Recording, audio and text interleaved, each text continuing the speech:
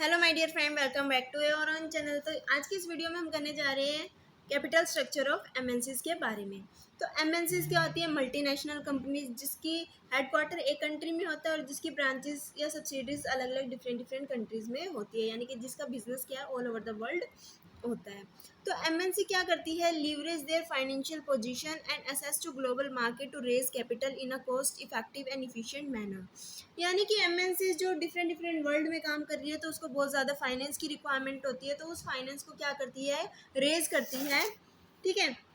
अब जो भी फाइनेंस वो मार्केट से, ग्लोबल मार्केट से लेती है, उसके ऊपर कुछ ना कुछ कॉस्ट जो है उसको पे करनी पड़ती है। यानी कि अगर हम फाइनेंस की बात करें या कैपिटल की बात करें, तो दो तरीके की कैपिटल एक कंपनी जो है वो मार्केट से रेज कर सकती है। या तो डेट कैपिटल ले सकती है या फिर इक्विटी शेयर्स ले सकती है। इक्विटी शेयर यानी कि जब एक कंपनी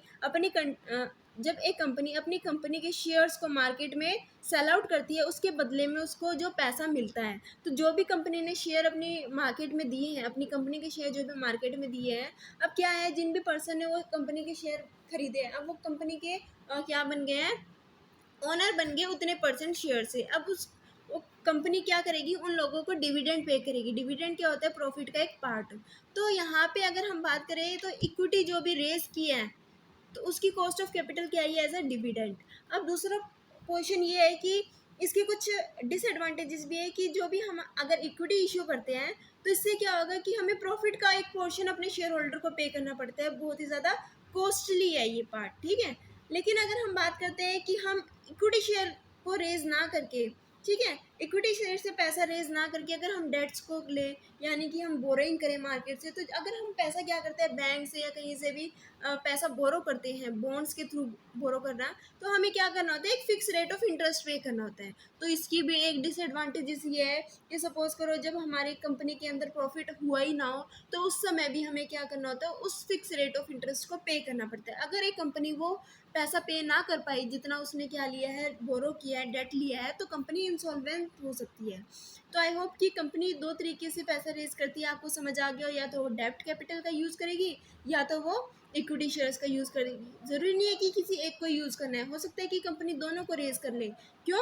अगर हम डेट कैपिटल को लेते हैं तो उसके कुछ एडवांटेजेस और डिसएडवांटेजेस है, और इक्विटी कैपिटल के भी अपने कुछ एडवांटेजेस या डिसएडवांटेजेस है। अगर सिर्फ हम पूरा इक्विटी कैपिटल से पैसा रेज करते हैं, तो हमें टैक्स बेनिफिट नहीं मिलता है, लेकिन अगर हम डेट का भी यूज़ करते हैं तो हमें टैक्स बेनिफिट मिल जाते हैं।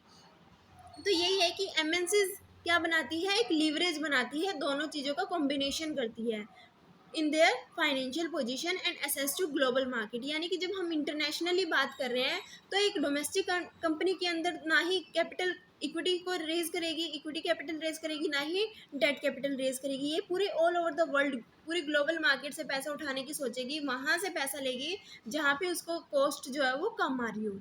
This gives this companies an advantages over small domestic operator that do not have the same level of credit or cash। यानी कि अगर एक कंपनी जो डोमेस्टिक लेवल पे काम कर रही है, ठीक है, जिसकी कोई एमएनसीज नहीं है, जो एक सिर्फ छोटे लेवल पे काम कर रही है, अगर वो कंपनी अगर कहीं पे पैसा मांगने जाए, तो उसको इतना क्रेडिट अवेलेबल नहीं होगा जितना एक एमएनसीज कंपनी को कैश या क्रेडिट अवेलेबल हो जाएगा मार्केट में। ठीक है, एक ये बेनिफिट है एमएनसीज कंपनी का। But there are risk associated with international finance. यानी कि अगर कुछ बेनिफिट है ना एमएनसीज को, कि उसको बहुत ज़्यादा अमाउंट ऑफ क्रेडिट अवेलेबल हो जाएगा, कैश अवेलेबल हो जाएगा, लेकिन इसके साथ क्या होता है? रिस्क भी जुड़ा हुआ होता है इंटरनेशनल फाइनेंसिंग में। तो the capital structure of MNCs use directly impact profitability, growth and sustainability. यानी कि जो कैपिटल स्ट्रक्चर होगा किसी भी एमएनसीज फर्म का, वो क्या करेगा? डायरेक्टली इम्पैक्ट करेगा उस कंपनी के प्रॉफिट को, उसकी ग्रोथ को और सस्टेनेबिलिटी को। अब हम देख लेते हैं इसको और अच्छे से समझते हैं इन्वेस्टमेंट कैपिटल क्या होती है। MNCs capital structure comprises source of money use to finance operation, expand production और परचेज एसेट्स। यानी कि एमएनसीज का कैपिटल स्ट्रक्चर के अंदर क्या क्या चीज़ें आती है कि कंपनी ने कौन से सोर्स से पैसे को यूज़ किया, कौन सा सोर्स यूज़ किया उस मनी को रेज करने के लिए, किस लिए?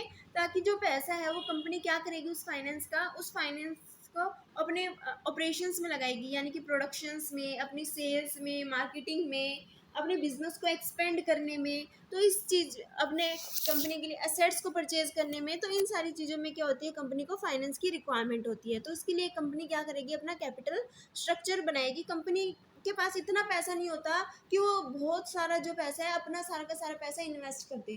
कंपनी क्या करती है, जो एमएनसीज कंपनी होती है वो पैसे को बोरो करती है, यानी कि एक कैपिटल स्ट्रक्चर बनाती है, एक लीवरेज क्रिएट करती है।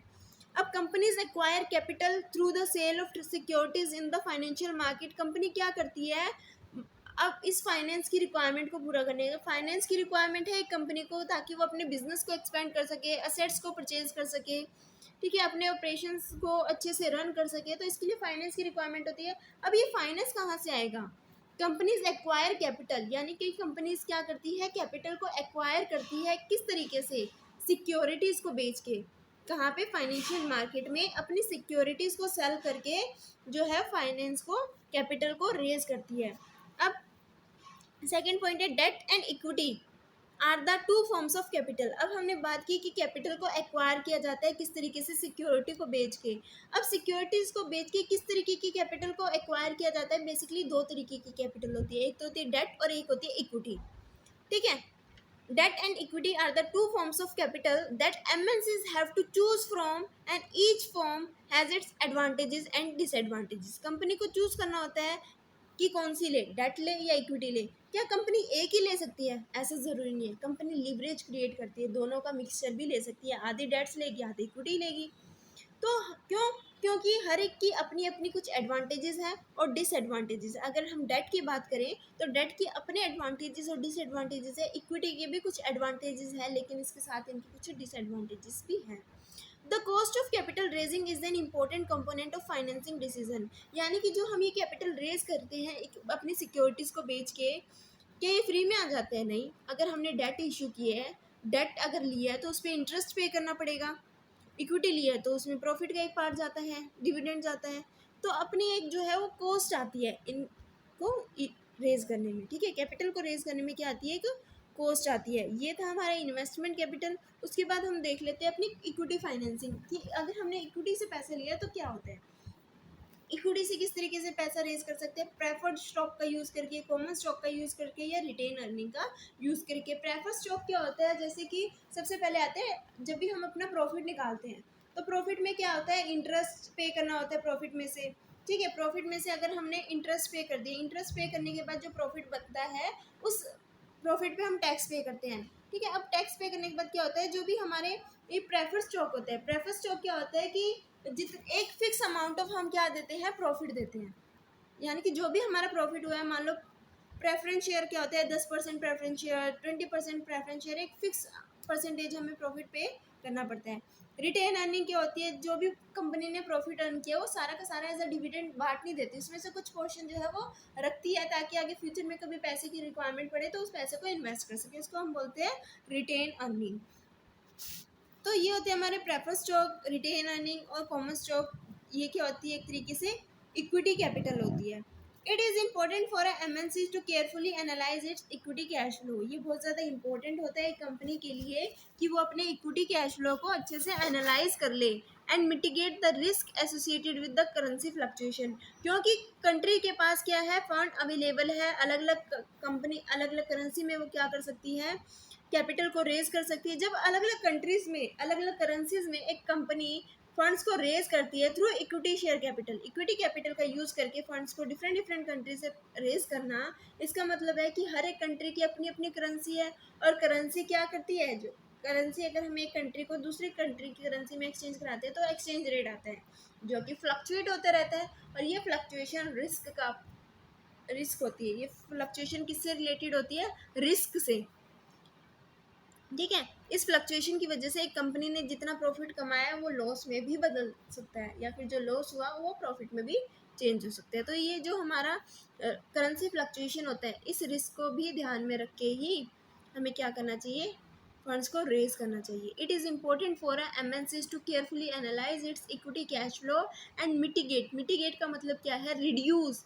कि अपने इक्विटी कैश फ्लो को इस तरीके से केयरफुली एनालाइज करे कि जो करेंसी फ्लक्चुएशन का रिस्क है उसको कम किया जा सके। Offering stock in the global financial market cost multinational more than acquiring date.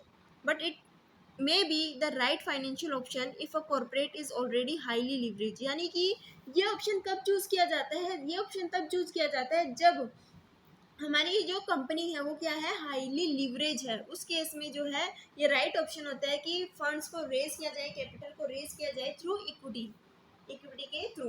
अब हम कुछ एडवांटेजेस और डिसएडवांटेजेस भी देख लेते हैं इक्विटी के। सपोज करो पहले हम एडवांटेजेस देखते हैं। अगर मान लो कंपनी ने प्रॉफिट अर्न नहीं किया, ठीक है, तो कंपनी को कोई भी पैसा पे नहीं करना अपने शेयर होल्डर्स को, क्योंकि जो शेयर होल्डर्स हैं उनको तो प्रॉफिट का ही पार्ट दिया जाता है। जब प्रॉफिट हुआ ही नहीं तो कोई वो है ही नहीं।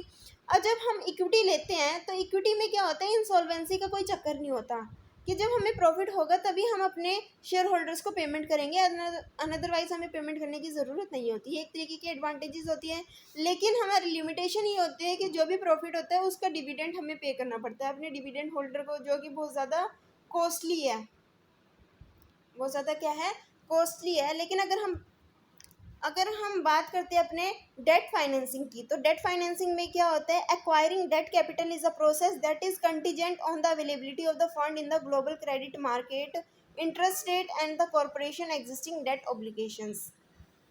ठीक है, जब हम क्या करते हैं, डेट फाइनेंसिंग करते हैं, तो डेट फाइनेंसिंग में क्या होता है कि जब हम डेट कैपिटल को एक्वायर करते हैं तो ये देखा जाता है कि फंड कितना अवेलेबल है, ठीक है, मार्केट में, क्रेडिट कितना अवेलेबल है ग्लोबल मार्केट में, कितना इंटरेस्ट रेट है।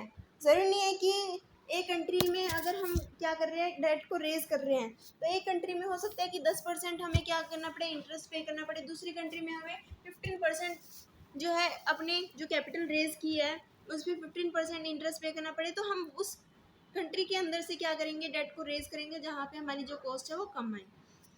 तो डेट फाइनेंसिंग को रेज करने का एक बेनिफिट ये भी है कि सपोज करो जो हमें यहाँ पे प्रॉफिट का हिस्सा नहीं देना पड़ता, हमें जितना भी प्रॉफिट हुआ है उसका एक फिक्स अमाउंट, एक फिक्स परसेंटेज जो है वो पैसा पे करना पड़ता है डेट कैपिटल में। लेकिन इसके एक लिमिटेशन भी ये है कि सपोज करो अगर फर्म को प्रॉफिट ना हुआ किसी ईयर, तो भी फर्म को एक फिक्स अमाउंट ऑफ परसेंटेज जो है वो पे करना ही करना पड़ेगा, चाहे फर्म को लॉस क्यों ना हो गया हो।